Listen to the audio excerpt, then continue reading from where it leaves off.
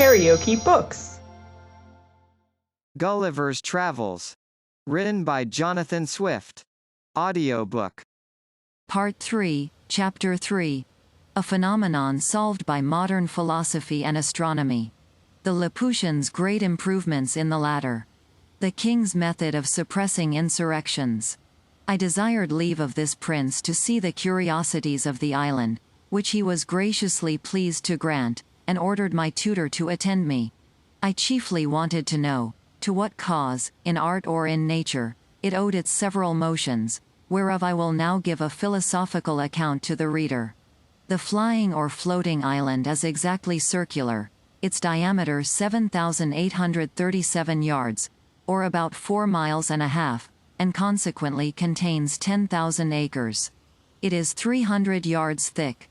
The bottom, or under surface, which appears to those who view it below, is one even regular plate of adamant, shooting up to the height of about 200 yards. Above it lie the several minerals in their usual order, and over all is a coat of rich mold, 10 or 12 feet deep. The declivity of the upper surface, from the circumference to the center, is the natural cause why all the dews and rains, which fall upon the island, are conveyed in small rivulets toward the middle, where they are emptied into 4 large basins, each of about half a mile in circuit, and 200 yards distant from the center. From these basins the water is continually exhaled by the sun in the daytime, which effectually prevents their overflowing. Besides, as it is in the power of the monarch to raise the island above the region of clouds and vapors, he can prevent the falling of dews and rain whenever he pleases. For the highest clouds cannot rise above 2 miles, as naturalists agree. At least they were never known to do so in that country. At the center of the island there is a chasm about 50 yards in diameter, whence the astronomers descend into a large dome, which is therefore called Flandonagnole, or the astronomer's cave, situated at the depth of 100 yards beneath the upper surface of the adamant. In this cave are 20 lamps continually burning, which, from the reflection of the adamant, cast a strong light into every part. The place is stored with great variety of sextants, quadrants, telescopes, astrolabes, and other astronomical instruments. But the greatest curiosity, upon which the fate of the island depends, is a lodestone of a prodigious size, in shape resembling a weaver's shuttle. It is in length 6 yards, and in the thickest part at least 3 yards over. This magnet is sustained by a very strong axle of adamant passing through its middle, upon which it plays, and is poised so exactly that the weakest hand can turn it. It is hooped round with a hollow cylinder of adamant, 4 feet yards in diameter, placed horizontally, and supported by 8 adamantine feet, each 6 yards high. In the middle of the concave side, there is a groove 12 inches deep, in which the extremities of the axle are lodged, and turned round as there is occasion. The stone cannot be removed from its place by any force, because the hoop and its feet are one continued piece with that body of adamant which constitutes the bottom of the island. By means of this lodestone, the island is made to rise and fall, and move from one place to another. For, with respect to that part of the earth over which the monarch presides, the stone is endued at one of its sides with an attractive power, and at the other with a repulsive. Upon placing the magnet erect, with its attracting end towards the earth, the island descends. But when the repelling extremity points downwards, the island mounts directly upwards. When the position of the stone is oblique, the motion of the island is so too. For in this magnet, the forces always act in lines parallel to its direction. By this oblique motion, the island is conveyed to different parts of the monarch's dominions. To explain the manner of its progress, let AB represent a line drawn across the dominions of Balnabarby. Let the line CD represent the lodestone, of which let D be the repelling end, and C the attracting end, the island being over C. Let the stone be placed in position CD, with its repelling end downwards. Then the island will be driven upwards obliquely towards D.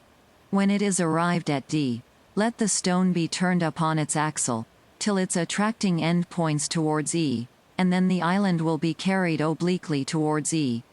Where, if the stone be again turned upon its axle till it stands in the position EF, with its repelling point downwards, the island will rise obliquely towards F, where, by directing the attracting end towards G, the island may be carried to G, and from G to H, by turning the stone, so as to make its repelling extremity to point directly downward.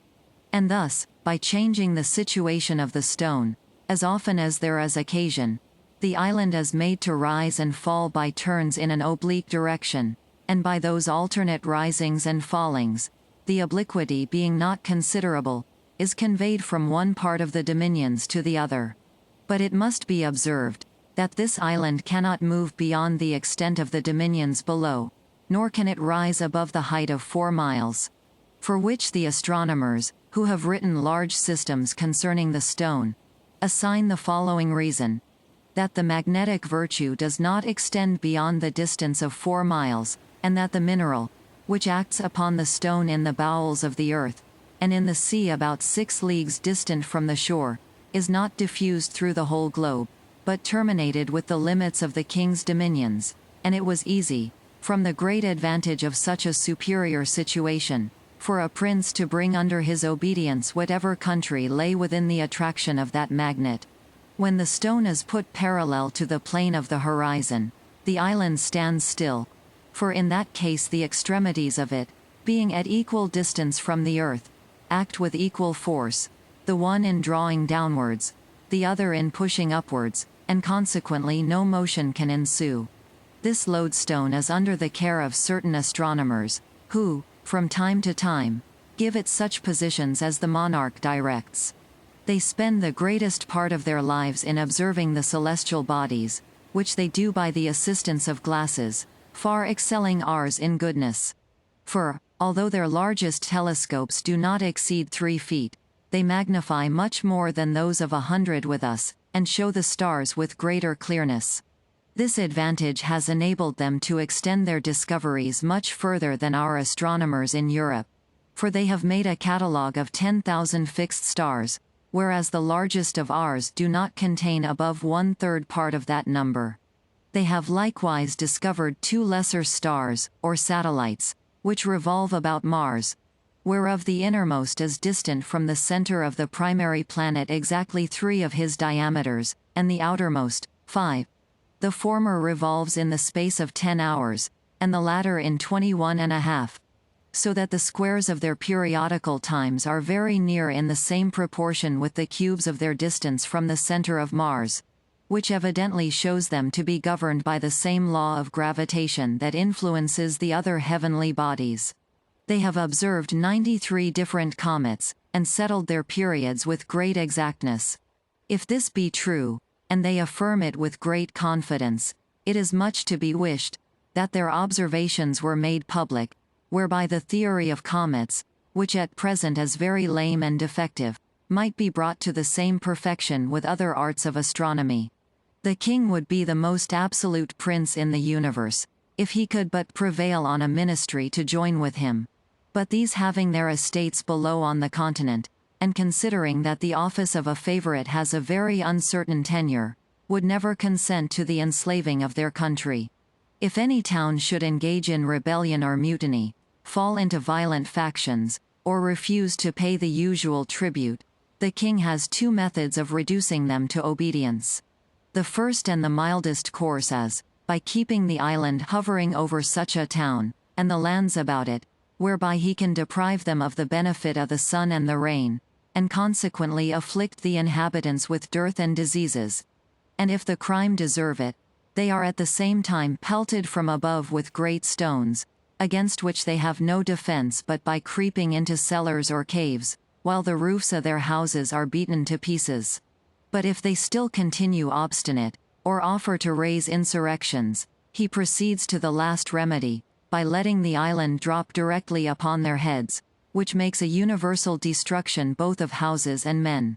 However, this is an extremity to which the prince is seldom driven, neither indeed is he willing to put it in execution, nor dare his ministers advise him to an action, which, as it would render them odious to the people, So it would be a great damage to their own estates, which all lie below. For the island is the king's demesne. But there is still indeed a more weighty reason, why the kings of this country have been always averse from executing so terrible an action, unless upon the utmost necessity. For, if the town intended to be destroyed should have in it any tall rocks, as it generally falls out in the larger cities, a situation probably chosen at first with a view to prevent such a catastrophe, or if it abound in high spires, or pillars of stone, a sudden fall might endanger the bottom or under surface of the island, which, although it consist, as I have said, of one entire adamant, 200 yards thick, might happen to crack by too great a shock, or burst by approaching too near the fires from the houses below, as the backs, both of iron and stone, will often do in our chimneys. Of all this the people are well apprised, and understand how far to carry their obstinacy, where their liberty or property is concerned. And the king, when he is highest provoked, and most determined to press a city to rubbish, orders the island to descend with great gentleness, out of a pretence of tenderness to his people, but, indeed, for fear of breaking the adamantine bottom. In which case, it is the opinion of all their philosophers, that the lodestone could no longer hold it up, and the whole mass would fall to the ground. By a fundamental law of this realm, neither the king, nor either of his 2 eldest sons, are permitted to leave the island, nor the queen, till she is past childbearing. KaraokeBooks.